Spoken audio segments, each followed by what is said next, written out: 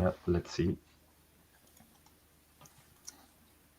So, hi everyone. I think we are now live. So welcome to this Q&A of the Godot Engine developers. We're starting a bit late because we've been struggling getting the video feeds to work, and it's not working for everyone, but we'll work with that. So I will be moderating today, and we have Juan, the lead developer of Godot Engine. We have Fabio, who works on the networking and HTML5 stack. We have George, which you cannot see, but who works on GDScript. And we have Gilles, who we just announced is our next full-time hire, who is going to work on general usability of the editor and a lot of other things that I intend to show his way to offload a bit my own amount of tasks. It's what's good with having some versatile profiles. So we have some questions prepared that we got from Patreons, and we will also be taking questions from the chat.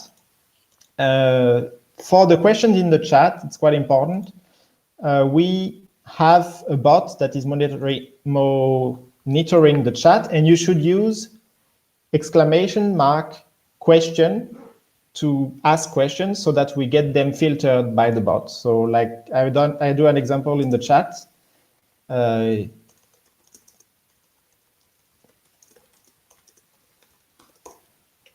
So you should see, I just posted a question, started with an ! question. So you ask questions this way and we will get them filtered and we can then see them more easily in the huge stream of chat that is usually happening. So do ask your questions, we get them, and then we will answer hopefully the ones that we find the most interesting for the stream. Right, so let's get started. I just wanted, so before we start, asking some of the team members to just very quickly brief you on what they've been working lately and what's coming up in the coming months, so that you kind of, if you've not followed everything on Twitter or GitHub, so that you get a bit up to speed and know what you can ask them about in your questions. So maybe Juan, you can start. Hello, everybody. I'm Juan. I'm the lead technical developer of the project. I'm leading the rewrite of the rendering code for Godot 4.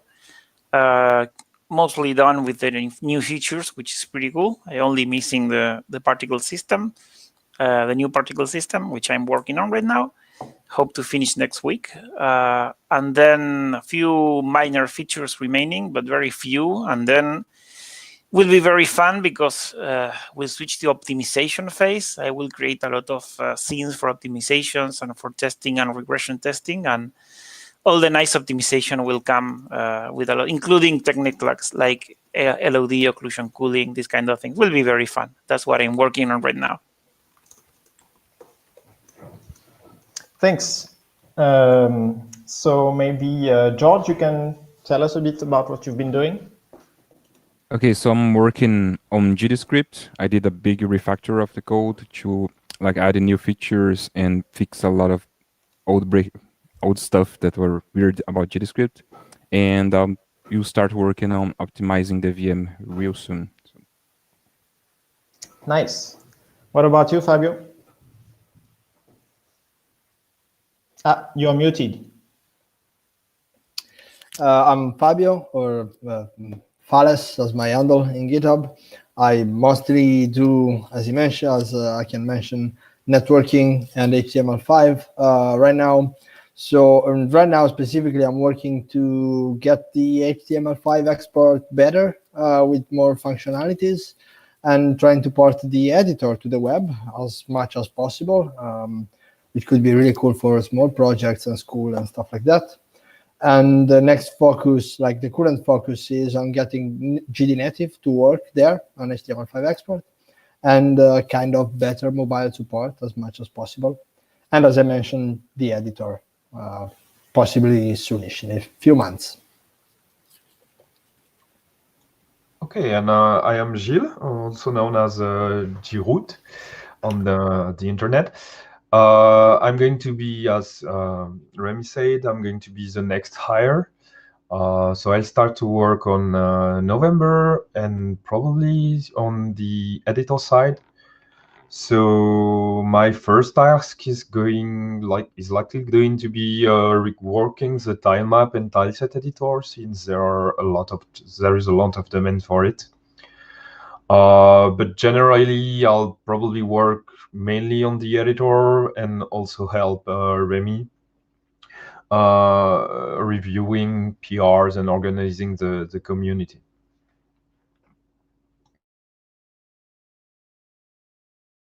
I'm muted. And for myself, yes, so I'm Remy, the project manager, and I haven't been working on much lately since I have been taking some holidays, but Godot 3.2.3 is going to be released soon, so I've been working on that lately. I will talk about it some more later on. So I suggest we start with the questions that we have listed. So the first, let's start with Juan. So rendering question, we got a question about the custom sky shaders feature, which has been merged in Godot 4, developed by ClayJohn. And one of the patrons is asking how useful will this feature be to implement source engine style 3D skybox, and maybe will it allow to implement it yourself? So the new feature for sky shaders is super interesting. I'm very happy that we could finally add this feature to Godot. This is quite unique. It allows making any kind of shader-based sky. If you want to do procedurally, for example, if you want to make procedural clouds, procedural like ocean, procedural water, like all the scattering for the atmosphere, everything, you can do shaders of any kind. It's pretty cool. You can do like day-night cycles, make stars appear. You can just do anything with a very simple shader, and you can also use the visual shaders for this, which is really nice. Once Godot 4 is out, I'm pretty sure that a lot of you will be sharing sky shaders that you can use in your games and modifying them. That's going to be very cool.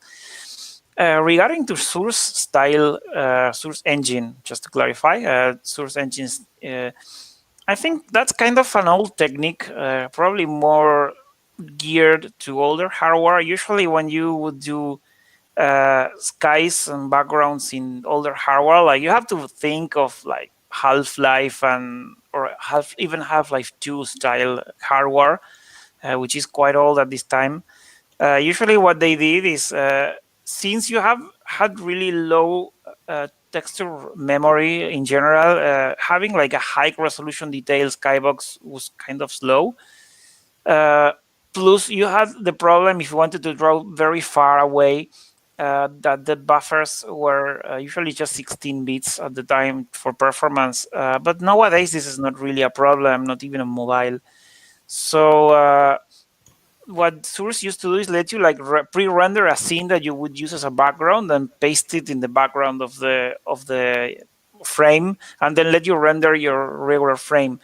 I don't think it's worth implementing something like that, because nowadays you use 32 bits for the depth buffer, so you're not going to have much fighting. Just use a higher draw distance and put whatever you want in there, and it's going to be fine.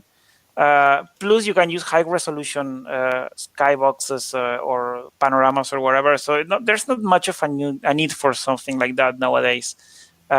You will still probably be able to do it if you want using the render pass system.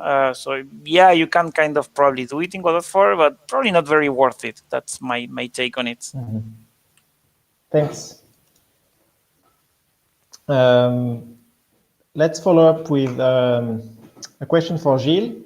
We were asked about, it's pretty specific, but it's still interesting maybe to spawn some ideas. Javier asked if in the 2D editor, currently there are small crosshairs to locate nodes, and they can be a bit hard to see if you have lots of nodes, or So can they be made bigger, configurable, or can we have options to show the labels of the nodes so that it's easier to locate the things you're looking for in the 2D editor? That might work. One solution, indeed, like we could have bigger crosshair in general and make this configurable, especially for accessibility reason, and like if people have difficulties selecting such a small thing. It's something we understand, so probably I would make this configurable. Regarding the other parts, if like we want to display labels for nodes, the problem is like in a lot of situation, when you're making a 2D scene, you have a lot of 2D nodes that are more or less stacked together. So if we display labels on them, they are going to overlap quite often, and you're going to end up with like unreadable text. So a solution might be to have like kind of labels that are kind of moving automatically, but I mean, it might still make things complex to know where your nodes are, because the labels are going to be moved around. So there's not a lot of solutions. So basically right now we have the list selection, you know, when you alt click, or I think it's alt click, the shortcut for it. When you alt click on a node, you have a selection, a drop down list where you can select the one node you actually want. So yeah, at least we can make the crosshair size configurable. For the other party, it needs a little bit of thinking and likely a proper proposal to set up things. Yeah, thanks. So next I have a question for George, which should be easy to answer because it has actually been implemented already, which is, would it be possible to add some sort of token into GDScript and maybe an attribute for C# to add a description directly to an exported value so that it shows up in the pop-up? Yes, so there is a project in this Google Summer of Code where a student implemented the documentation for GDScript. So you can add documentation comments, and it generates the documentation page automatically. And you can also hover your mouse over the names on the editor, and it shows on a pop-up. And that can be, I'm not sure if he implemented yet, but this can also be expanded to be used in the export, in the inspector panel when you export something. The same way that the engine internal properties already have the documentation in the tooltip, could be like the same thing. So yes, that's going to be done. I'm not sure if it's done yet, but it's going to be done anyway. So yes, it's possible and it's going to be done. So. Yeah, and for C#, I think there might be a way to expose the same kind of functionality. I think there might already be a feature like that in C#, but then we still need to link it in the editor so that you can also expose these C# doc strings directly. Yeah, I'm not familiar with C#. Should ask Ignacio about that, but I don't think it's a big deal to do. So there was a question that I will answer, which is from Jasper about the C# integration and asking if we have plans for having like a better C# integration inside the Godot editor itself, so that you could like edit C# in the script editor, have like built-in documentation in C# style instead of GDScript, and also if there are plans for more C# tutorials. So for that, I can say briefly, the current focus on C# is to make it all like feature complete and usable. And then the next step is kind of focus on better usability. And implementing support for editing C# inside the Godot editor, it's kind of one of the last priorities, because the main interest of C# for most C# users is that they want to use the usual C# ecosystem with their usual C# IDE. So there's a lot more demand for having good support for Visual Studio Code, and these kind of editors than being able to type C# in the Godot script editor, which is very well suited for GDScript, but maybe a bit lacking if you really need a full-blown development environment for a language like C#. On the other hand, eventually further down the road, we can have some decent support for like quick edits of your C# in the Godot editor. It's already possible, but it uses the same mechanism as GDScript, so it can be a bit unwieldy. About the documentation, there has been a change merged in master, I think, not sure, I should check, but which will also probably trickle down to the 3.2 branch, which auto-converts all the properties and variables. Like you can choose if you want to see the documentation in the normal GDScript API, or if you want to have them converted to what they look like in C#. So it's something that we are working on, some contributors are working on that, so that in the editor you can have like C# friendly documentation. But again, the normal C# workflow is that all this documentation, you get it through your IDE, where the Godot editor already provides all this documentation out of the box in your IDE.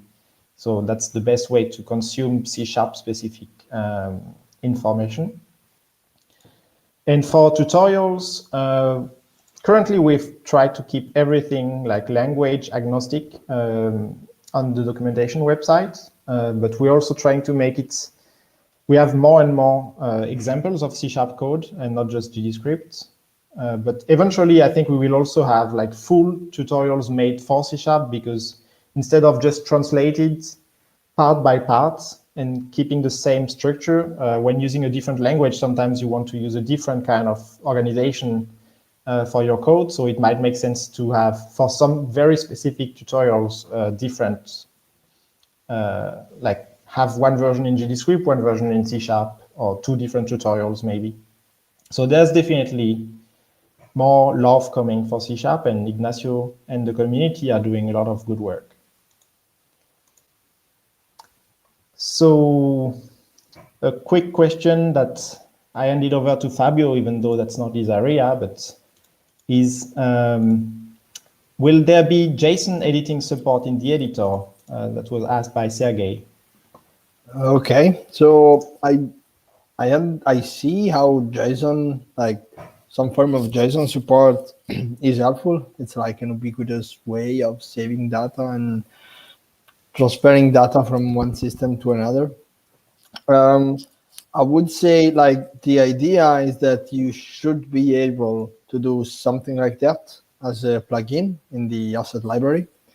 I'm not sure what we want is actually to have something like that integrated in the editor, especially when it comes to having a graphical interface to JSON. But again, we definitely want that to be available on the asset library. So maybe we can do it as the Godot developer, so the community can do it.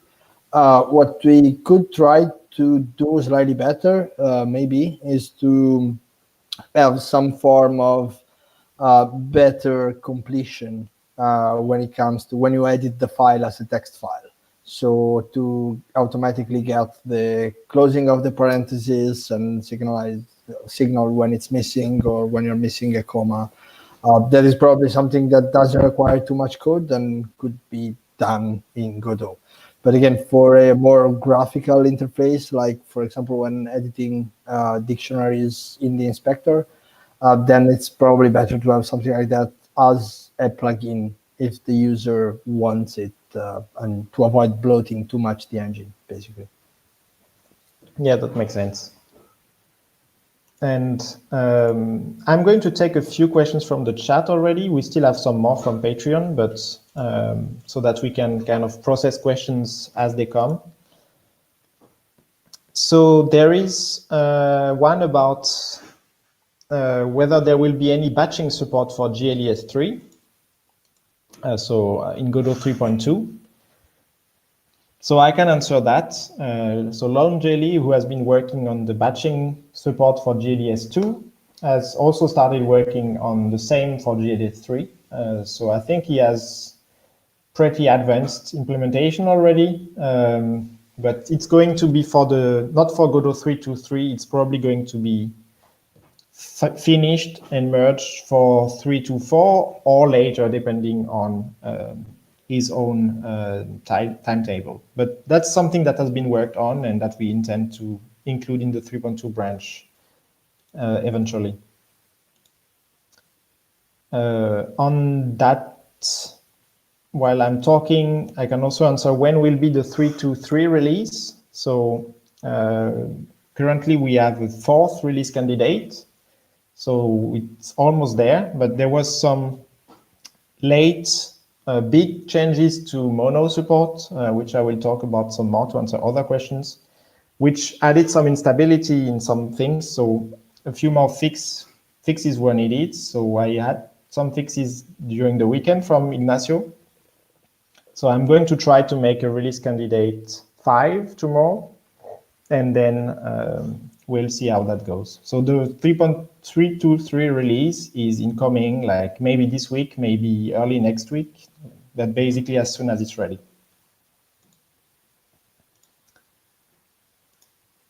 Another question, I guess maybe for Juan, so that I'm not the one talking all the time, is since we talked about it today, any news about Wayland support?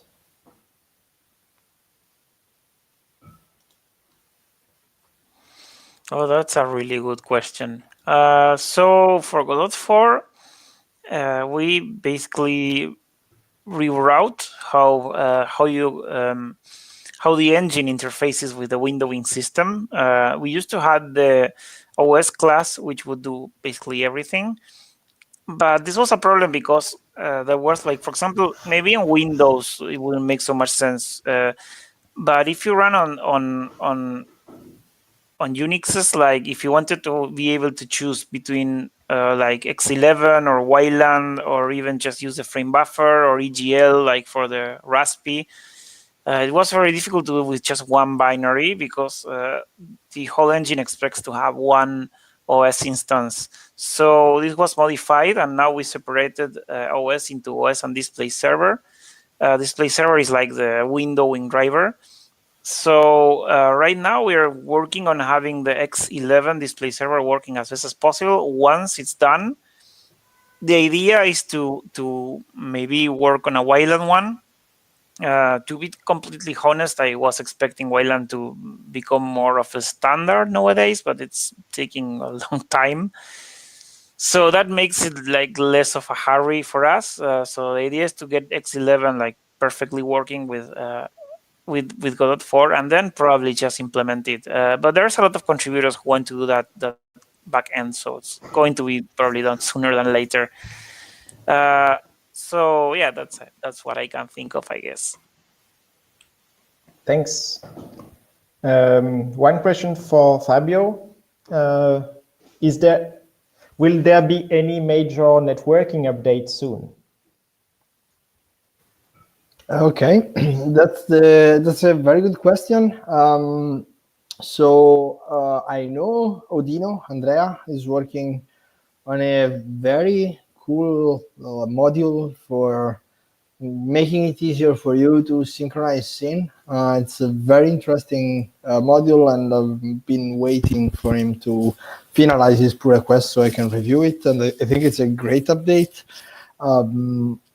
And there is also some plan. I've been writing a proposal and a document about it to make the server export of Godot better, so you can make your game server with Godot Engine without needing for a GPU, like you can already do, but like with better performances and giving you more possibilities on that side. I also have a few things planned for the future, but it's like I've been counting it in my spare time for now, so I prefer not to talk too much about it, to not promise something that I don't know if I can deliver. But it's like trying to improve a little bit the net interface. And I think that's mostly it, at least for 4.0.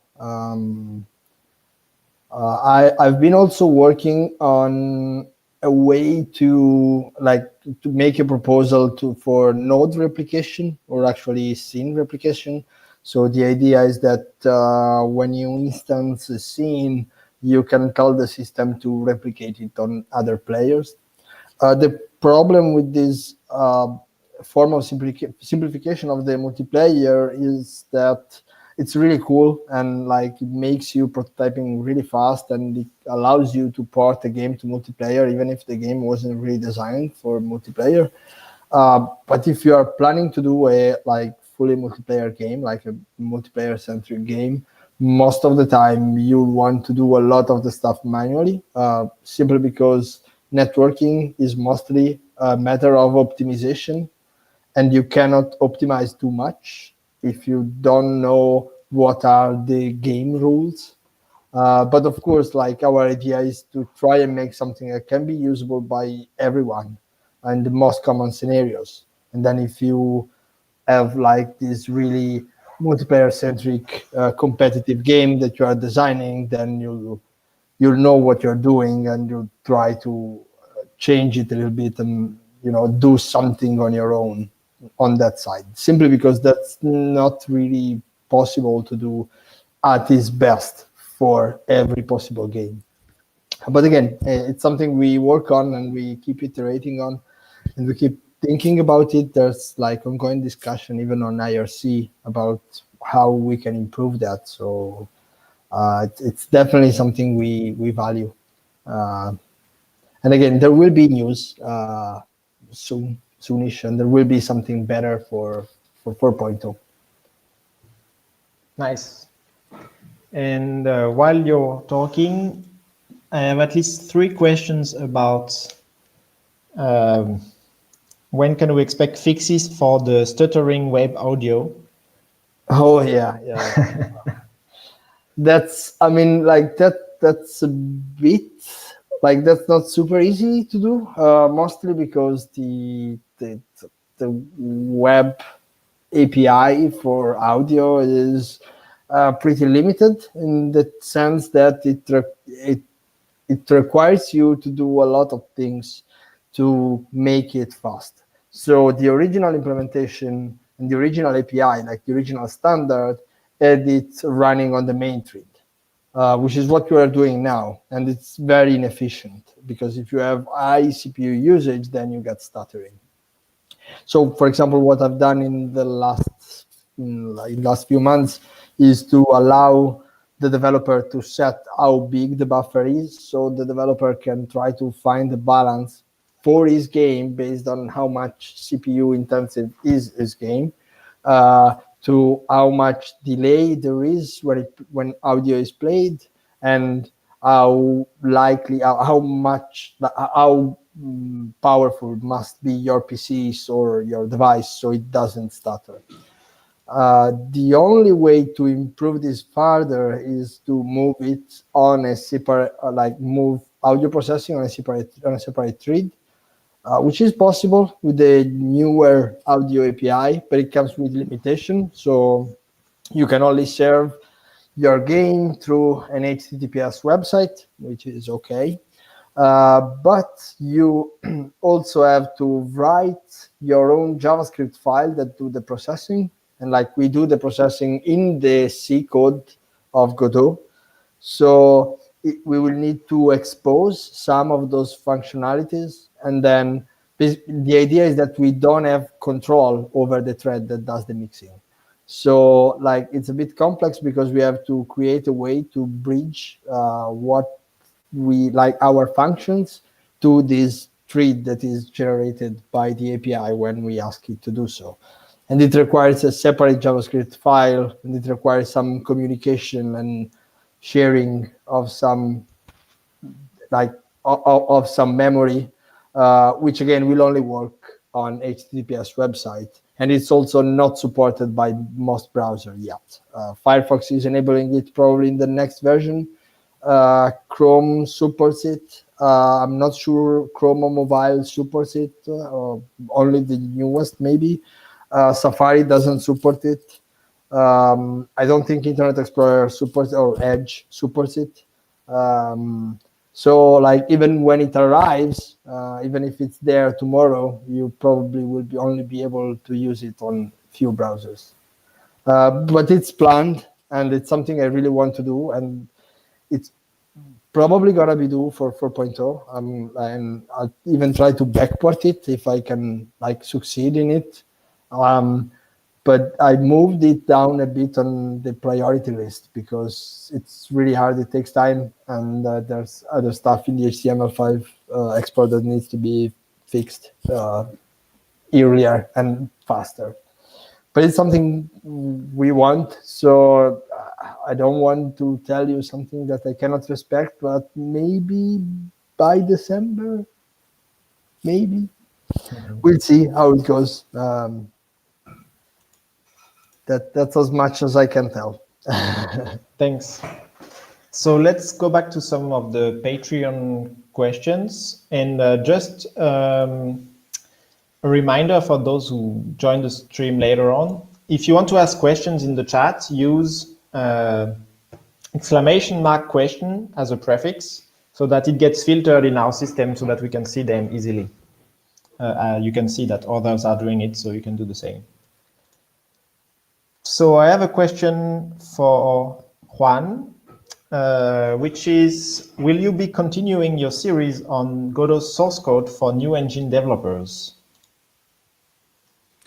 Yeah, that's the idea. The problem is that for Godot 4, a lot of changes in the core of the engine are happening, including a lot of renames, a lot of ways on how the lower level systems are being managed. They are all being made a lot more optimized for Godot 4. So because they are changing so much, I thought it may be better to wait until the API stabilizes again. So if I do this now, then they will be outdated in a few months. So probably better to wait a few months until the engine is more stable and then go back to doing those tutorials about how the engine works at the source code level.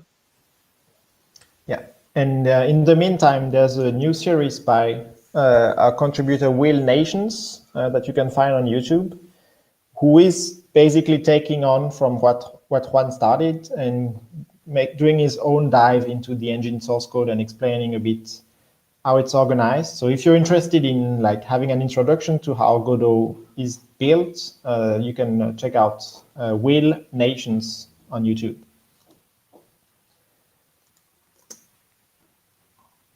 So in the chat. I have a question which I think could be for Gilles, because I remember we talked about this kind of things, maybe George also to some extent, which is, so the project.godot file often has merge conflicts, which are simple to fix. Do you think it is possible to add an automated feature to fix the merge conflicts in project.godot? That's possible. I mean, those are the kind of things that are likely part of the VCS integration work we're doing. Right now, we have a GSOC student who is working on integrating the so VCS's version control system. So we can have, for now, there's only Git, which is working, but the plan is to be able to support other kind of version control system. For now, kind of have basic functionalities, and it shows you some the diffs between the files, but it doesn't provide more features on merging the conflicts. But by the time we work on that, the plan is to have the possibility to merge to solve conflicts both inside the script editor, but also I'd like at some point to have also a tool in the inspector to choose, like, when you have conflicts, the version you want to keep, and kind of solve everything directly inside the editor. But that's a lot of work, so probably the project settings are not going to be the first thing to be implemented. But yeah, it could end up being part of the work someday. but it's not planned like right now. So we have limited resources. But yeah, it's true that specifically for the project.godot file, I mean, I don't experience a lot of conflicts on it myself because don't change the settings too often. But if your workflow implies changing them often, maybe some plugin could be made to because it's a very simple format to pass. It's basically just a list of section values. So it's easy to merge two versions of that. Provided you use a text file, so tscn, at least for scenes, but it's the same from the project settings. You can basically edit solve the conflict directly inside the text editor. Most of the formats are really easy to parse, and you read the file, it looks like an ini file, I think. It looks something like that. So yeah, most of the time it's easy to solve the conflicts. But I mean, that's why I mentioned the scenes, because usually it's a little bit harder to solve the conflicts in that kind of file. So that's where the editor would be really useful to solve the problems. Thanks. So a question for Juan about the navigation server. So has any work been done recently on the navigation server since the last update, and can we see any of it? How performant do we expect it to be compared to GDScript steering behavior framework? I don't know if you're familiar with that. For Godot 4, the navigation classes and nodes have been moved to a navigation server. This work has been done with Odino, Andrea Catania. And I think he did a couple of improvements. Like, for example, he added collision avoidance and a few other things. And also the possibility to do thread-based queries. So you can just do a lot of queries on the thread and improve performance that way. So I think you also don't need any longer the navigation node, since now it's part of the world. But I haven't tested it myself. I think once we make an alpha or a beta of Godot 4, it's going to get a lot of feedback. But yeah, the idea is that it's going many improvements. Also, I think one thing he did is adding. We lost George. Welcome back, George. One thing we did is, I think, properly adding the recast support and other stuff. So in general, it's much better for Godot 4, but I don't know exactly what the improvements are. I don't remember on the top of my head. So once the alpha comes out, make sure to test it and give some feedback on it.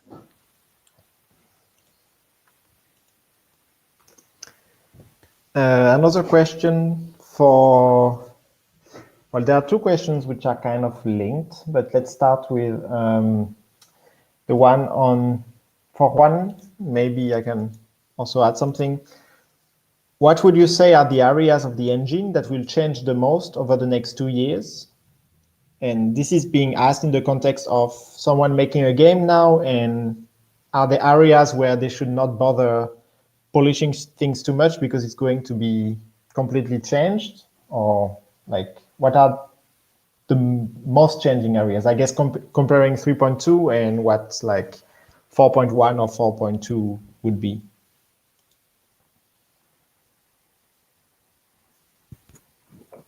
Okay, here we go. So the idea is that Godot 4 is going to be a major release with a lot of compatibility breaking. We will still make tools to migrate easier, so your game can be made to work from 3 to 4 without as much as it was migrating from 2 to 3. But I think the idea is once Godot 4 is out,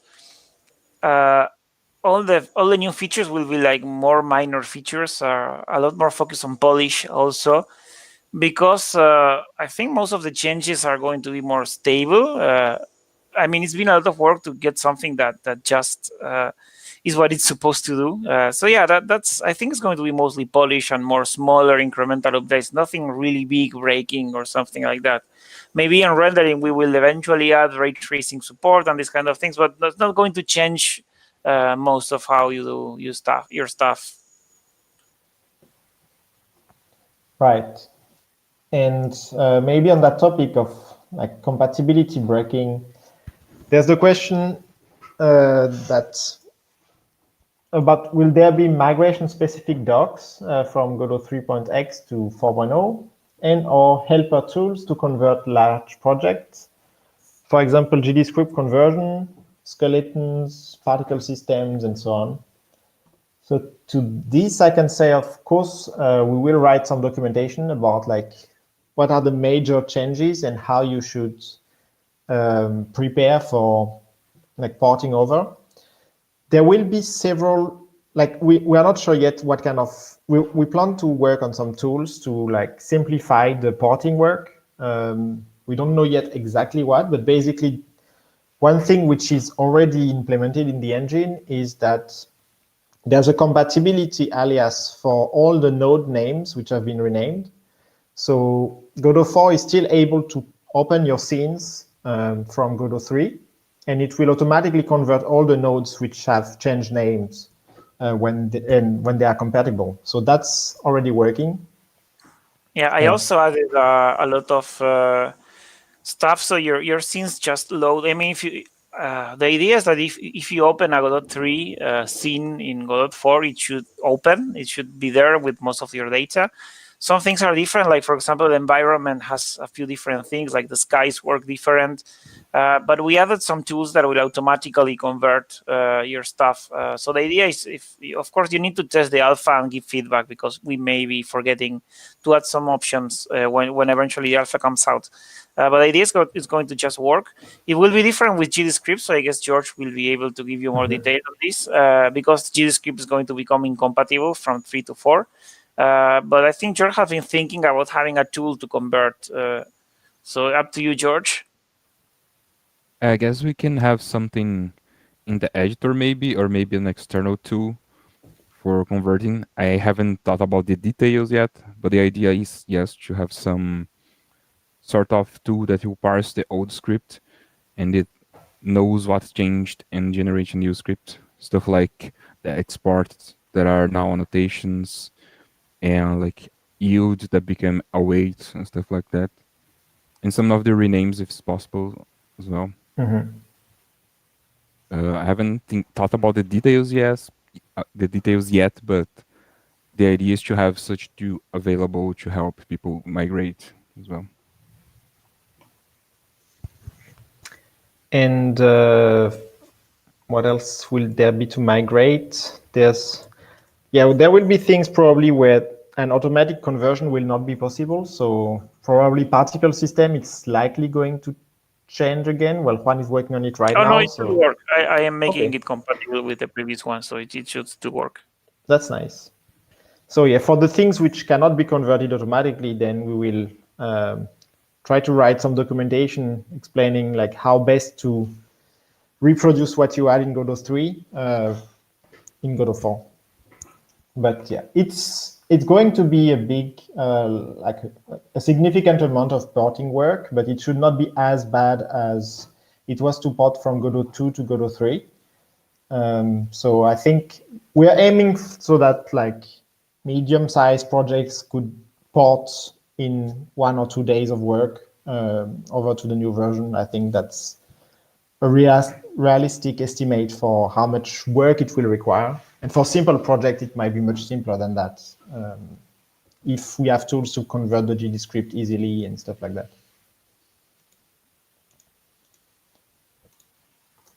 And so that's it for the questions we got from Patreons. So let's go back to check what we got from the chat. So maybe I can talk a bit. I'm not an expert on that, but I fill in for Ignacio about what are the plans for .NET, like Mono C# support. So some users are asking, what's the progress on moving towards using .NET 5 or .NET Core or whatever? It changes name every 6 months, so I'm a bit lost myself in what's the proper name of the dot something. but it's actually implemented already in the master branch. Ignacio did some changes recently. So I think the master branch already uses .NET 5, the new name, right? So I think in the master branch, well, it's like, so the Godot 4 is already tracking .NET 5 and using like the .NET CLI application, command line tool to instead of MS Build, like to communicate with the .NET SDK. And for Godot 3.2.3, the same changes have been backported in a like more compatible way. So that's why it's delaying the release a bit, because it adds some quirks that need to be ironed out now. But basically, we are using the new CSproj file format. And currently, it still tracks like .NET Framework 4.7 as it used to, or 4.7.2, I don't remember. And but you can change it. So it does like this for compatibility reasons, so that your projects still work. But for new projects, I think, or for your current project, if you want to port them, you can probably already change it to use .NET 5. To be checked with Ignacio, because as I said, I'm not an expert on that, but there is like the modern .NET things are coming and are already partially supported. So that might require some documentation to explain exactly how do you get like what to change in the CSproj file in Godot 3.2.3 to get the latest .NET and to get C#8 support and so on. So yeah, there's cool stuff that is coming from Ignacio.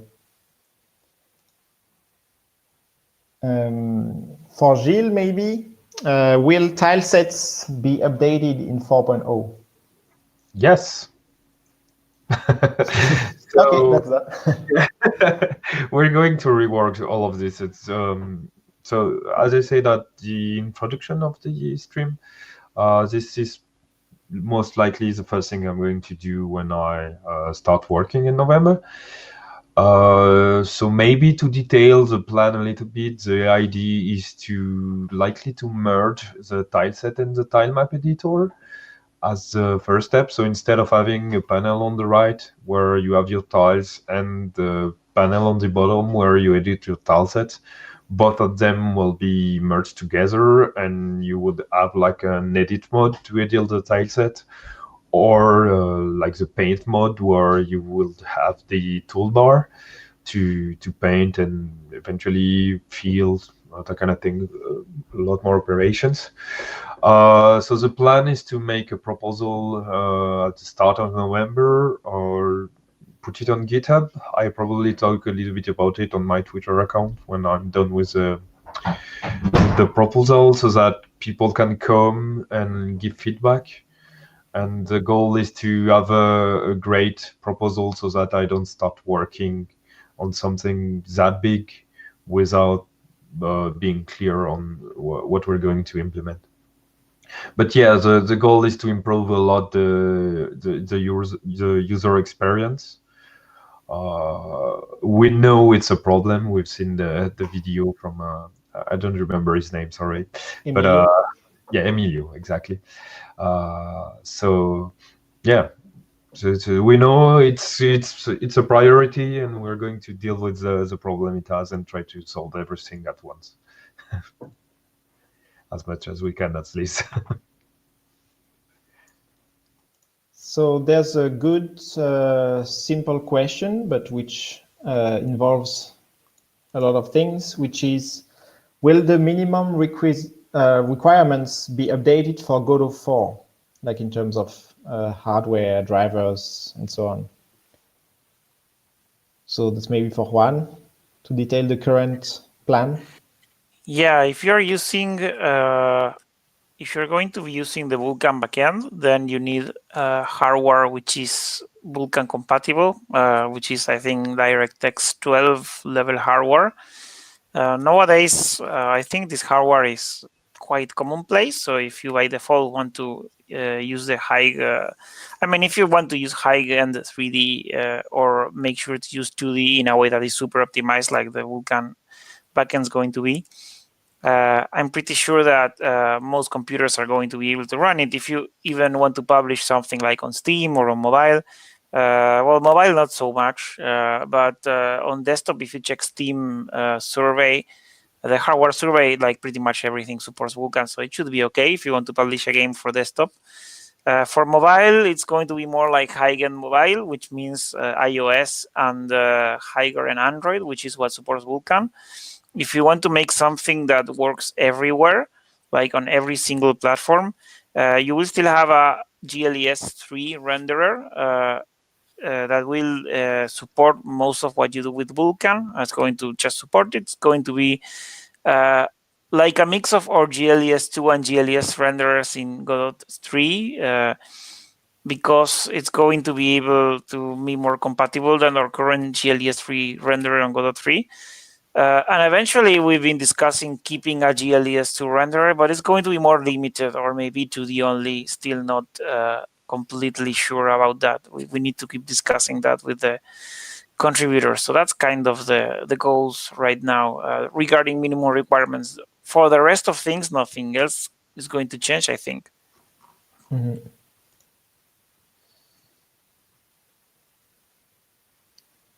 So yeah, follow-up is what version of Vulkan will Godot 4 target? 1.0, 1.1, or 1.2? No, just 1.1, 1.0. The newer ones are mostly focused on being more compatible with DirectX, mostly because some game companies that have games made in DirectX want to port to Vulkan, or because you see like the Proton emulator that Valve is making for Steam requires better compatibility for the wrapper. But in general, with 1.0, maybe 1 or 2 extensions or something like that that will be still used, it's not going to need more modern versions of Vulkan than that, at least for now. Maybe when we are ray tracing in sometime in the future, that will require a more modern version, or maybe just use the extension. I'm not sure, but 1.0 should be good for a while. But I think it will be much easier than with OpenGL to add like conditional support for features from higher versions. Yeah, the extensions are fine in Vulkan. Yeah, and especially I think we will target 1.0 for like maximum compatibility, especially on Android, where the drivers might not get updated because the OEM just does not update the Android version anymore. Android is a nightmare. But on the other hand, on desktop, like for the engine developers themselves, we might want to use like some features, debugging features from 1.2. So while debugging the engine, but still then use 1.0 for exporting. So that's done. For George, will Godot 4 support thread debugging for GDScript? I'm not sure. So we do have an idea how to support threads in the debugger. And one idea is to just simply like stop the only the thread that's debugging. That's probably the simplest way. But we can probably figure out a way to stop all threads when you pause the debugger. And yeah, like Fabio did a lot of work on the debugger, so that part is probably already done. So what's missing is having a stack per thread in the GDScript side. So I'm not sure if I'm gonna be able to do that on 4.0 or later, but yeah, that's like in the plans soon-ish. Yeah, and if I can add something, we can also like either only stop the thread that you are currently debugging, or we could also, since the main thread is also polled on every frame, we could also implement it that the next frame it will stop. If it's not stopped already, because it's waiting for the thread to finish, of course, in busy wait. And so we can also have that option. I guess that could even be a debugging option. Yeah, originally I think the problem is that when I wrote GDScript a long time ago, it doesn't really use like if you look like other scripting language like the JavaScript interpreters or Lua or Squirrel, usually they have like a custom stack that they use. But I didn't use that because the problem with that is that it's very difficult to get it to work with multiple threads. So GDScript actually uses the operating system stack directly, which is much faster and friendlier for this. The problem is that when you want to show a stack trace, you don't really have the information of the stack. So we have to fake a stack with a linked list or something like that when you run in debug mode. And it gets complicated to do this with multiple threads. So I think what we discussed with George is using something with thread local storage, and we can probably just stop the thread that is having the problem and let the others continue running. And I think it should be okay for now. It's just to catch crashes, and eventually, with more time, George can find a better solution for this that makes more sense. All right. A question about shaders for Juan. Will we have multipass shaders defined in the same shader, not in multiple separate shaders in 4.x? No, you're going to still need to do one material per shader. Don't make me do that. It's much easier this way.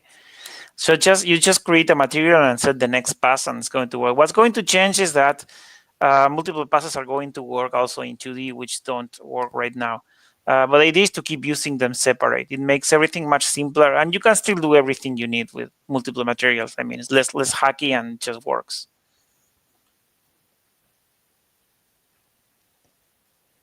On GDScript, there's a question: Will signals support static typing in the same way as functions do in GDScript?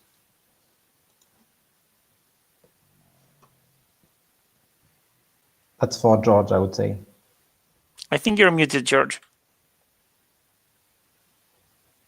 Sorry, I missed the question.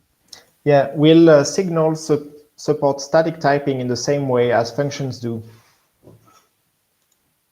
That's complicated because the engine itself doesn't validate any typing for signals. So we could use to like generate error messages in the editor, but in the end you can pass any type and the engine will not complain. But so I'm still like, I don't know exactly if I want that to happen. It should be like a compile time validation. It wouldn't affect like the runtime anyway. So that's probably like it's on my list, but it's not like super priority for now. I'm doing other stuff.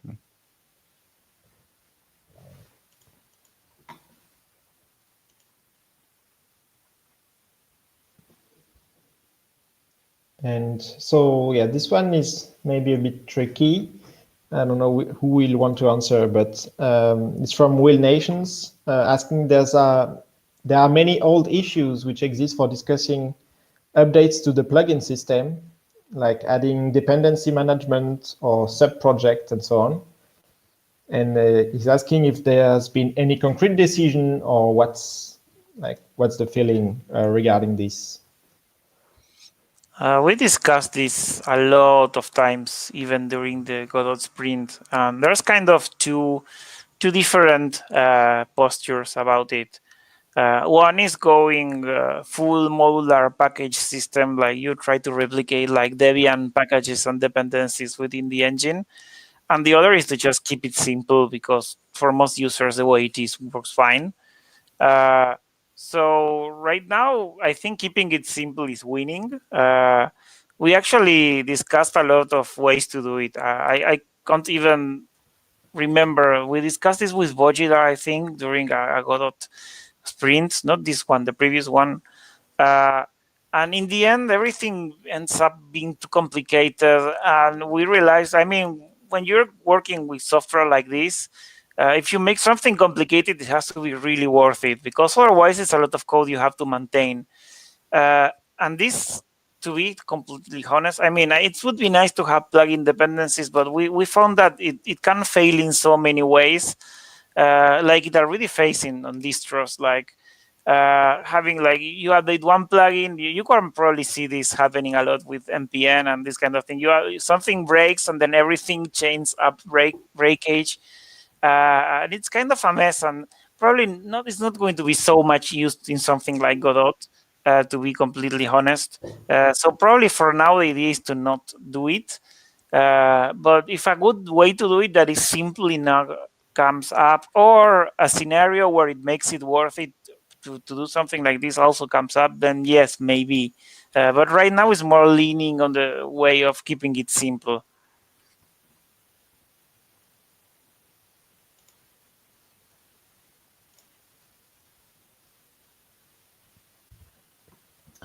So, will there be any improvements on importing 3D models and scenes?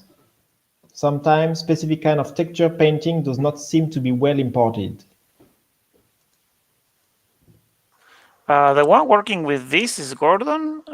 We should probably ask Gordon about that. Or also, I think the one also working on this is iFire. I know that there's a new FBX importer in the work that has been almost made from scratch. This was financed by IMVU. They are donating this importer. So it's a new FBX importer that is super tested. So I think if you're using Blender, probably you don't care so much, since the GLTF2 importer is working really well now. And there's also probably the talk. There's a talk we have with the Blender people about making sure we can export more stuff from Blender to Godot. And for this, we are using.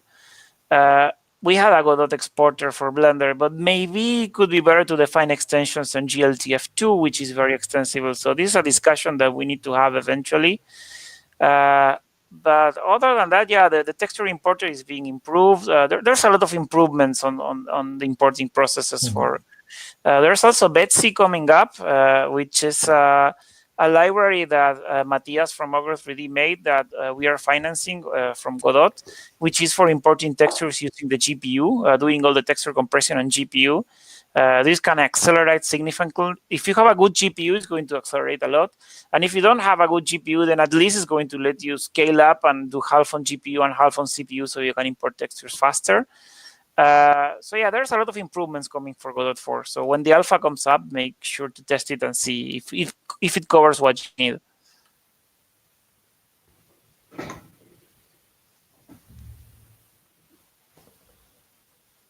So there's a question about, will we be able to export user-defined resources in Godot 4? So that's for George. So probably, yes. There are some people working on this. I think Juan was working this. Wheel Nations did the previous work, and then it was changed, but I think it was only for 3.2. So we need to part that to work on master, and it should be easier to do, at least from the GDScript side, it should be easier to do that. But it still needs a few changes in the editor to make sure it works. So probably yes, it's gonna be done. Just not yet, but soon.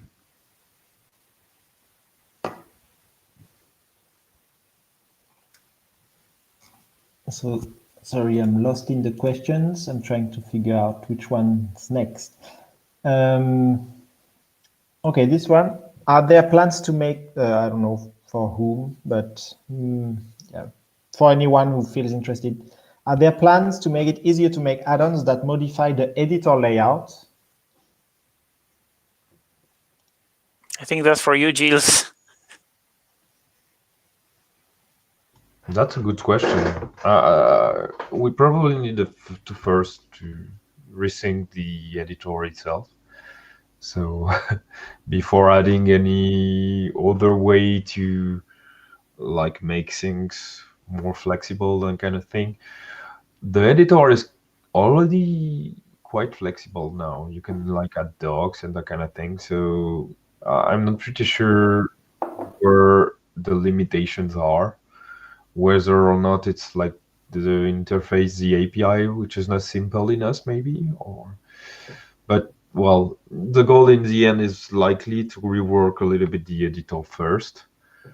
And if we later on want to improve things a little bit for plugins and make it easier to integrate editors, yeah, that's the plans after, I'd say.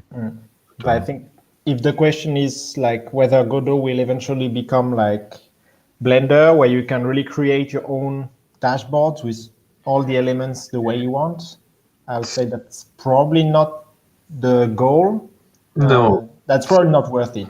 that's something we discussed with Juan a lot, and it's not that we disagree. I'd say personally, I would like a little bit more flexibility in the way elements are organized, especially since now we have the possibility to undock tabs and that kind of thing.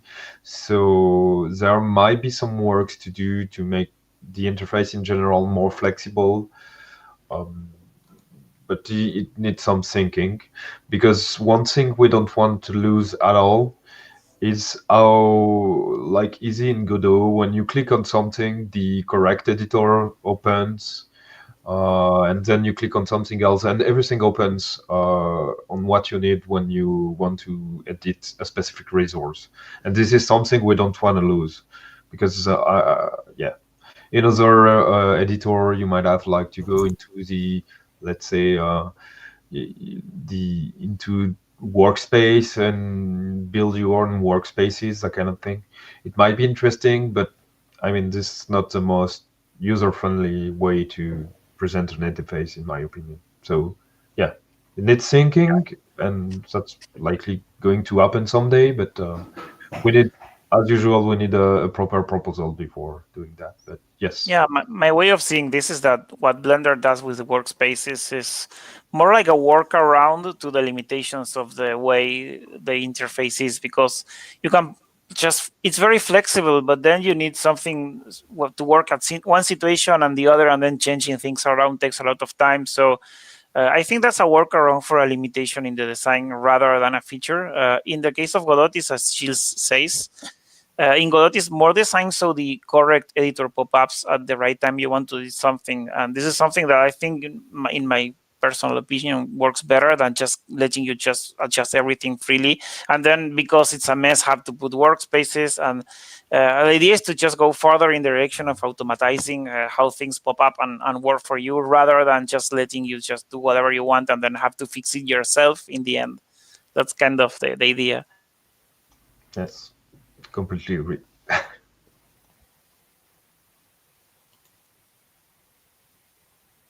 So there's a question, which is whether we have any plans for blend file format compatibility. So I think this was partially answered yet. I can also say, like, importing blend files as a format is not going to happen, because that doesn't make any sense for us to re-implement an importer for a GPL file format where we could not even look at the source code to implement it. But what we could do, if there was really a lot of interest, is do the hacky Unity way, to just, like, you want to import a blend, then we call Blender and we ask Blender to export GLTF with all the extensions that we need. And then it loads in Godot as GLTF, but it looks like you imported a blend file. But so far, we don't have a plug-and-play workflow that would make it meaningful to do it this way. So for now, it's better that you just export yourself from Blender and configure things properly. But maybe further down the line, we can do something like that.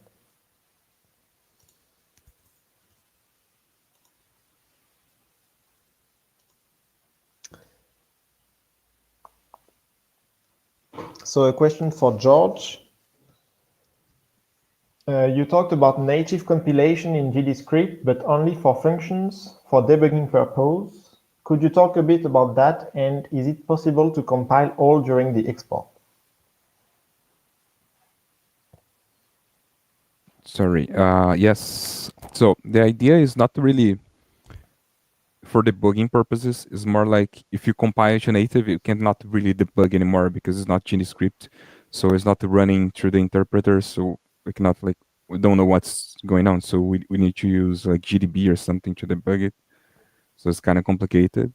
So the idea is should be like only when you really need this function, it runs every frame and have like doubly nested for loops or something like that. And it needs to run fast. Then you can add an annotation for this function, and would be compiled to native, and then just call the native function, But the idea from Juan, like he come up with this situation, with this like proposal, but the thing it wouldn't be worth it to just like compile everything because most of the thing wouldn't make a lot of difference anyway. So it is theoretically possible, but it wouldn't be worth it to compile everything on export. So it would be only for functions that really need to be really fast.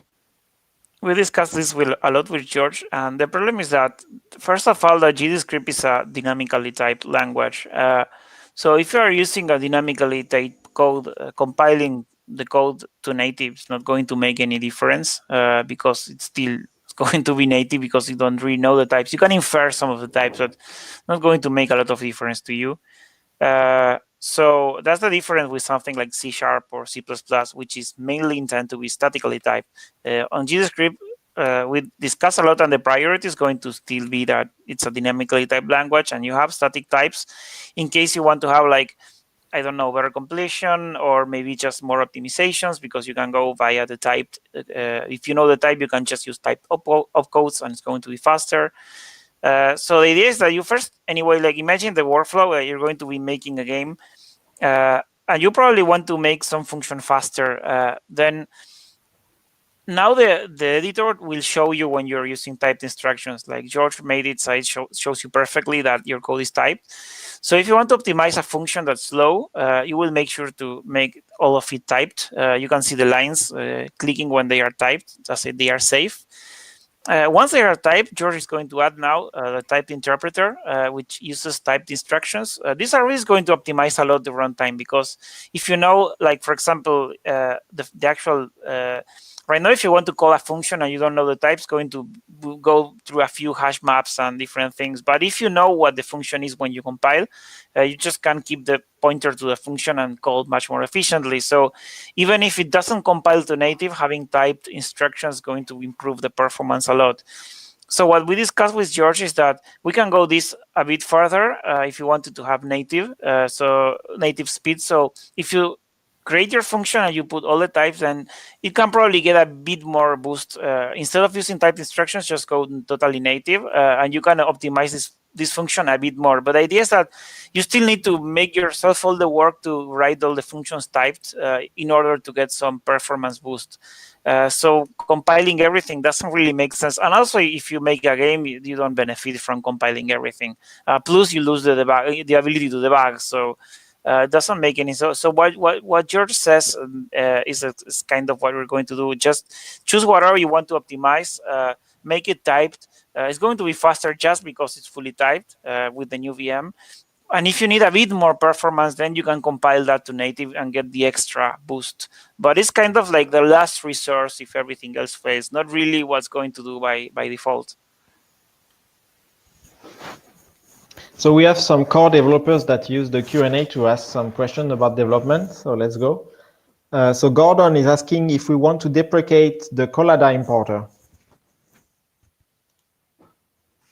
I don't know. Let's talk about it. I haven't. Is anybody still using the Collada importer? I don't really know. If you want to deprecate, I mean, if it still works, I don't really see much of a reason to deprecate it. Especially if people has projects that have been working for a while, because at some point it was the best importer. So we may not want to deprecate it now, maybe in the future if nobody's using it anymore. But I don't know. Let's see if somebody's using it first and see if it can be improved or something like that, I guess. Because, yeah, I agree. It's not a lot of code, and it's still useful to import like simple scenes or models or stuff like that. It doesn't need to support all the features that we might get through GLTF or even through extensions to GLTF to import like materials and complex stuff. But that's not what it's being used for so far anyway, so it doesn't hurt to keep it around as a limited importer. One question where I know we don't have a clear answer, but we can try. Do we plan any improvements to video playback? So I can say we plan to remove the video playback modules that we currently have. And instead, we already have a GD native interface for video decoding. So we'd like to continue in that direction and have an official plugin for decoding more video formats using GD native, so that it's not included for everyone. You include it if you need it, and you have access to more formats. That's kind of the plan, but there's no clear direction right now for when to do that. Yeah, the problem is that the video codecs are huge. They are a lot of code and they contribute a lot to the binary size. And if you ask around, there's only very few users who are doing video playback in their games. Like it used to be more common before, but nowadays everybody does this, all the in-game cinematics using animations and this kind of thing. It's a bit rare to see actual video playback in a game nowadays.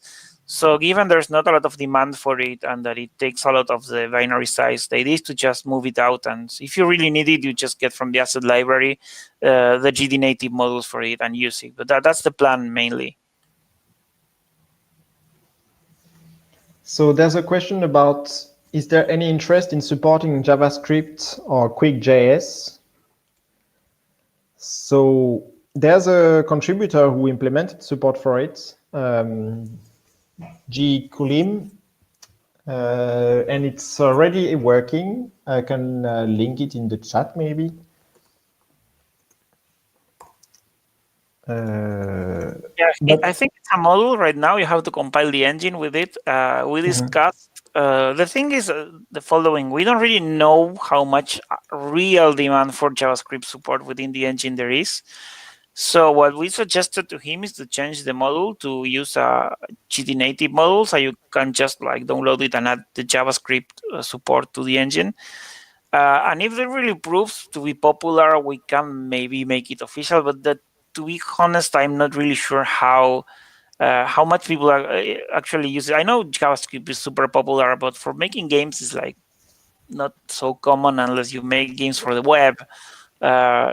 So I don't know. Let's see how much popular it is and how much people really likes it before deciding on something like that. Yeah, but what I can say is that we're always open to having more like community maintained plugins, language support plugins, which you can install if you want, but we don't really see any need for adding like built-in support for more languages in the engine right now than GDScript, C# and Visual Script, because it kind of covers already a lot of the different use cases that one might have for a visual language and very easy scripting language and a more full-featured compiled language. So adding JavaScript would kind of be the same as using GDScript. The performance is the same and the syntax is quite similar. So it's more like if you really love JavaScript, then yes, you can use the module, or hopefully in the future a GD native integration, so that it's just plug and play. Because it's also important to know that anytime we add a new like officially supported language, that means we need to duplicate all the documentation for it. It adds a lot. It's not just like, oh, it's implemented, it works, let's go with it. It's like each time you add a language, you double the amount of, or like you add 100% for each language of amount of work on everything which is around it. So it's better if this is maintained by community members. There's a question about, will we get an editor for Android? And yes, there's work being done on it right now. So there's already a work in progress for the 3.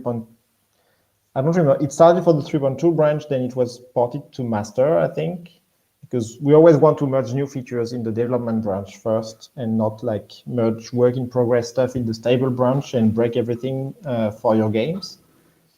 But there's promising support already for running the Godot editor on Android. So it still uses the same kind of input workflow as on desktop. So it's good on an Android tablet if you can plug in a keyboard and a mouse. But eventually, once this is working, we can start thinking a bit about how to implement some kind of touch-based support for using the editor.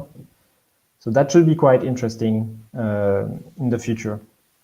Oh, by the way, you can actually use it already for Android if you use Fabio's work on the web editor. I think I tried and it seems to work fine on Android. Maybe not the most optimized thing, but it works. So you can experiment with that if you want, or you need something urgently that works on Android.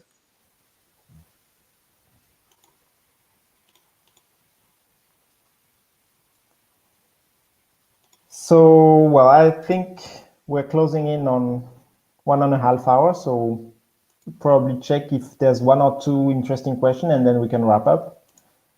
There's a question for Juan. Is it true that Juan worked on Argentum Online?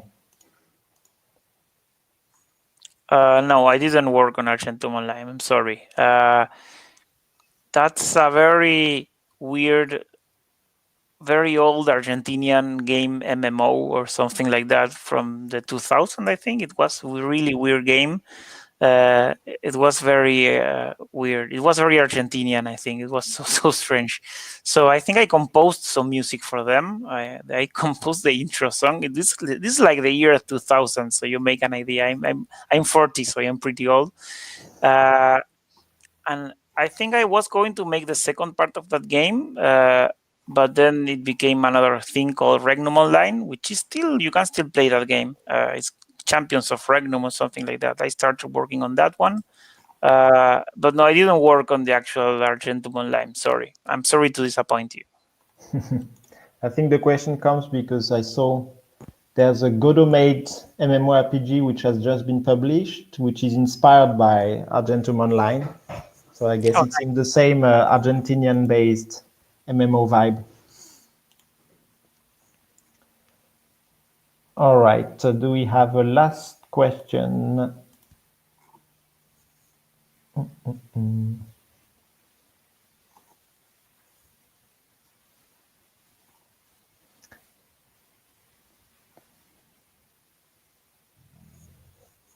Well, that's a bit of a tautological question, but there's Marius asking if there are any plans to fix some editor bugs on the 4.0 branch.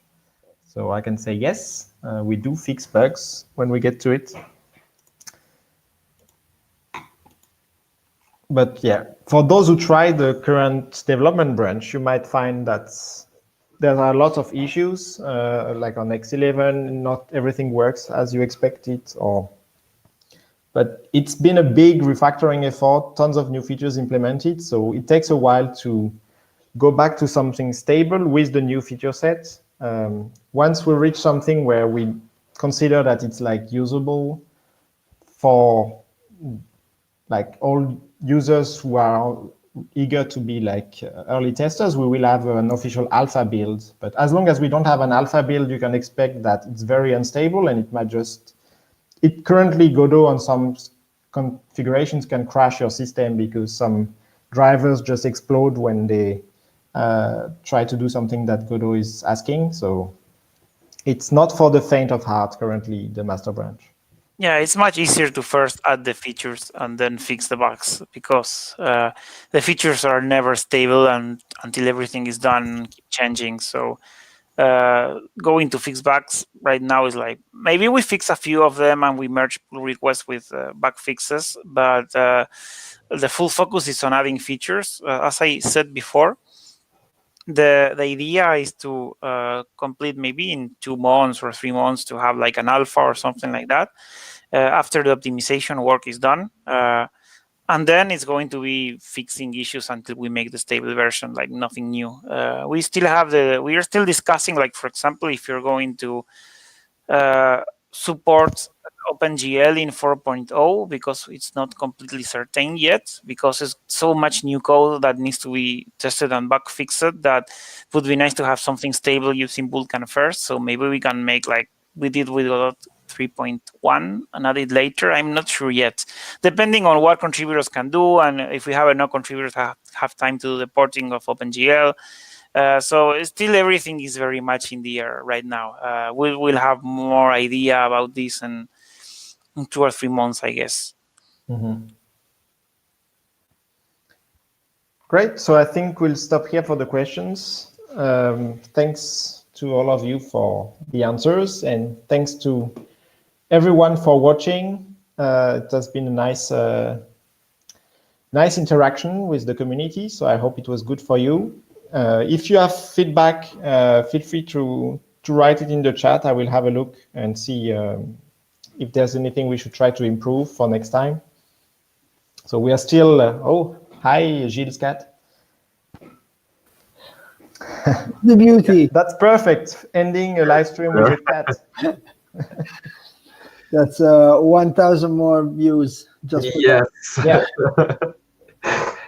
It's a reward for all of you who stayed till the end. Oh, it's so thanks everyone, and see you next month. Yes. Bye Bye-bye. everyone. Bye. See ya.